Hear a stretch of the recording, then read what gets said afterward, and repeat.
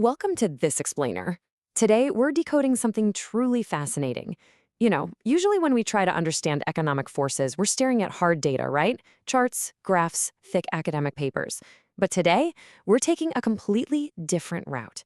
We're going to explore a poetic analysis of socioeconomic realities. I am so incredibly excited to guide you through this unique intersection of art and analytics, so let's just jump right in. It really begs the question, can poetry actually explain the economics of poverty? It's a pretty provocative thought, isn't it? In a piece titled Musings, Economics of Disadvantage, the author uses these wonderfully evocative, rhythmic musings to unpack some seriously complex socioeconomic realities. So instead of hitting us with dry statistics, she forces us to feel the data. She maps out the entire journey of disadvantage through this highly creative, incredibly human lens. Listen to her raw opening lines for a second. From birth, they struggled to feed. They ate to survive. By starting right there, she drops us directly into the bleak, foundational starting point of her subjects. There is absolutely no sugarcoating the baseline of severe poverty she's describing here. She roots the entire economic discussion in the visceral, daily struggle just for basic sustenance. Section 1. Realities of the Disadvantaged. Okay, let's dive into this. She gives us this incredibly poignant description from childhood. They worked like play, they played and labor. And she maps that directly to some very precise economic tags, informality and the informal economy. What's really striking here is how she captures the absolute essence of child labor in the informal sector. She paints this picture where the boundaries between childhood, play, and brutal survival mechanics just completely blur together for these kids. And that leads directly into what she defines analytically as the dynamics of the poverty cycle. These are the systemic factors and the recurring circumstances she highlights that keep individuals struggling to survive literally right from birth. Her earlier phrase, struggled to feed, perfectly illustrates this trap. It's this cyclical, generational hold that makes escaping disadvantage just incredibly, incredibly difficult. Moving on to Section 2, the mechanics of resilience. Take a look at this striking metaphor she uses. From insects, they took the classes, they schooled in nature. This beautifully encapsulates what she specifically tags as pragmatic learning. You see, when formal education or traditional institutional resources are completely out of reach, she points out that the disadvantaged rely on immense observation. They depend on this practical, street-level education just to survive. It's learning by doing in the raw sense. And we see this resilience build profoundly as the poem goes on. From history, they carved a path, they nurtured the dream. And the result? Now they are reality. She's describing this massive transformation, moving from relying purely on historical context and sheer imagination to manifesting a tangible, rock-solid reality. They aren't just surviving day to day anymore. They are actively carving out new paths. Section 3. Transforming pain into wealth. And her next verse brilliantly illustrates that exact shift.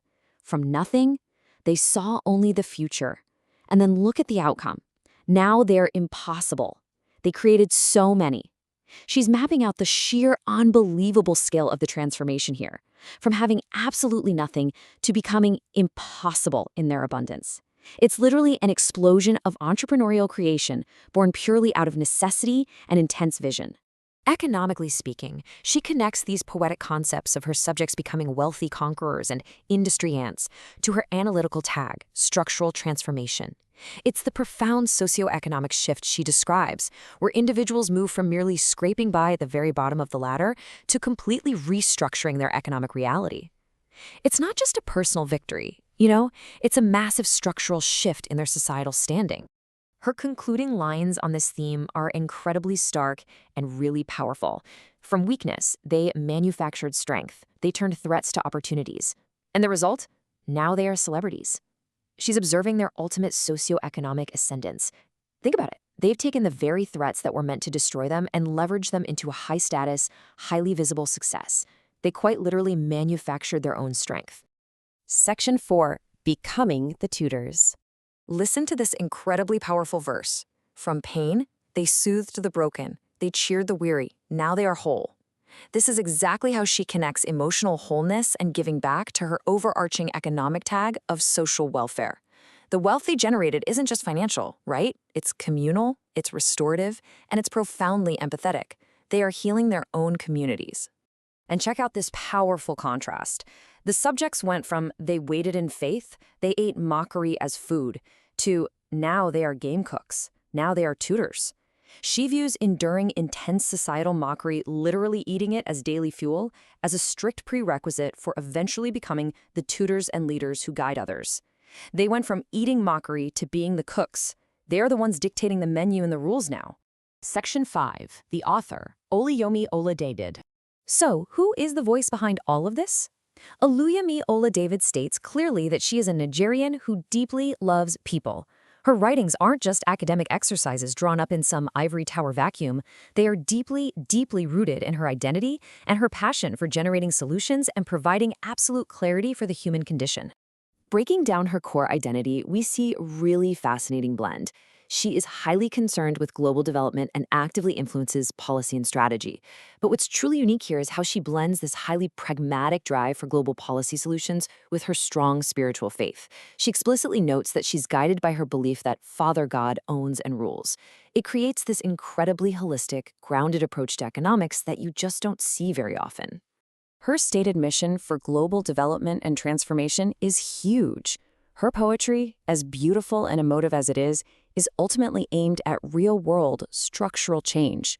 She wants her insights to build a better home for the entire world. And this matters to us because it totally bridges the gap between seeing poverty as just a distant statistic and understanding it as a vibrant, intense crucible for future global leadership and innovation. Poetry into policy. So, if we summarize the overarching economic tax she listed at the end of her piece, we can see they act as the analytical backbone to her entire poem. We're looking at navigating informality and pragmatic learning, escaping the dynamics of the poverty cycle, implementing social welfare, driving structural transformation, and finally, achieving sustainable wealth creation. Through poetry, she has basically given us a masterclass in development economics. Which leaves us with this final provocative question. Are we viewing disadvantage merely as a trap or as a crucible for future industry ants and tutors? She brilliantly challenges us to see the immense potential for massive structural transformation hiding right inside absolute poverty. Thank you so much for joining me on this explainer. Keep questioning, keep learning, and I'll catch you next time.